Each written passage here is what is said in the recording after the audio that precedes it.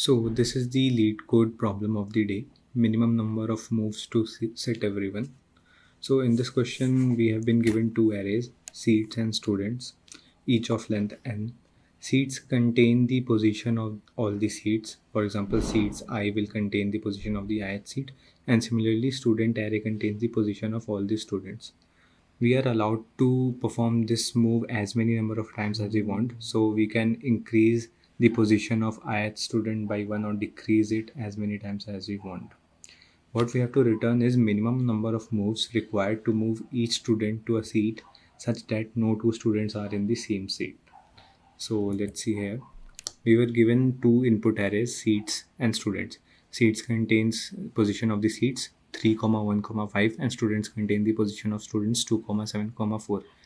We have to keep these students at these seats. So all these three students should be at these three seats. But we have to make that move such that the number of moves should be minimum. So what we can do is we can sort both these arrays. So after we sort seats array, it will become 1, 3, 5, and when students will be sorted, it will become 2, 4, 7. Then we will find the difference between their each corresponding elements. So 2 comma minus 2 minus 1 is 1, 4 minus 3 is 1, 7 minus 5 is 2, and then we can add all these values to find the total number of moves required. So in this case, we required 1 plus 1 plus 2 equals to 4 moves. That will be our output in this case. This is the code. If we do it without sorting, so let's see, 3 minus 2 is 1, 7 minus 1 is 6, and 5 minus 4 is 1. So 1 plus 6 plus 1, that will be 8.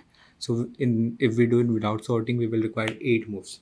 But we have to find the minimum number of moves. So we will sort both the arrays first and then do this difference operation and add it to find the sum. So let's see the code now. Let's see, first of all, we initialized n, which is the length of the arrays.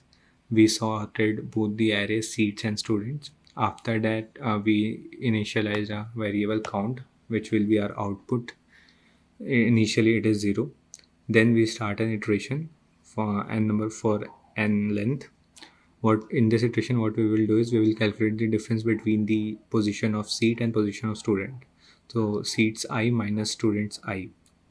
But if this difference is negative, that is, if diff is less than 0, we will multiply it by -1 to make it positive, because we require to add mod value to the count.